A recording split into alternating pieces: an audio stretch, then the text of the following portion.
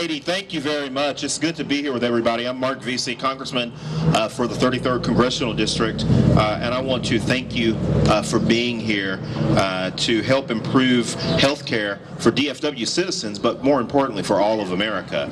Today is a great demonstration to set the record straight about the Affordable Care Act in Texas, and I'm grateful for OFA for making this event possible.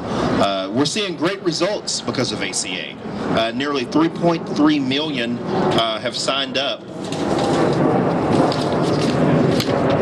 Nearly 3.3 million have signed up for private health insurance nationwide. Youth enrollment is up 65% in January, and the uninsured rate is steadily declining. I represent the congressional district in the country with the highest percentage of uninsured out of all the congressional districts. Roughly 265,000 of the citizens that I represent here in the Dallas-Fort Worth Metroplex don't have insurance. And so I'm determined to do everything that I can to make sure that the Affordable Care Act is implemented successfully. Residents of Dallas and Fort Worth and across Texas have been desperate for affordable quality health care for decades, and now they finally have it due to the ACA. No longer, this is important, no longer can companies turn people away for insurance just because they're sick. No longer does a family have to go bankrupt because they have to pay out-of-pocket expenses for exorbitant medical costs to cover everything that they need. No longer are insurance companies able to kick people off of their insurance plans as soon as they get sick, when that person had been paying their premiums all those years. This is all due to the Affordable Care Act. And let's be clear about a couple of facts about what the Congressional Budget Office said, because there are some misleading things out there, and I want everybody to pay close attention to this. The CBO said that the ACA will markedly increase the number of people who have insurance. About 13 million more people will gain health insurance, private insurance, and Medicaid in 2014.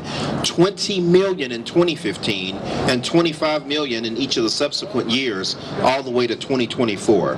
The ACA will reduce the deficit by $109 billion over the next 10 years.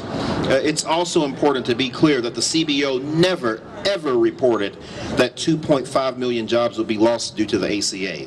What they said was that total unemployment will actually increase over the coming decade. Instead, the decrease in the number of hours worked in the labor force stems not from job loss, but from workers choosing to work less hours and also not being locked into a job just so they can have health care insurance, something important to remember. ACA gives Americans the freedom to choose to retire earlier than they otherwise would, perform activities like training and other educational endeavors to improve their skills.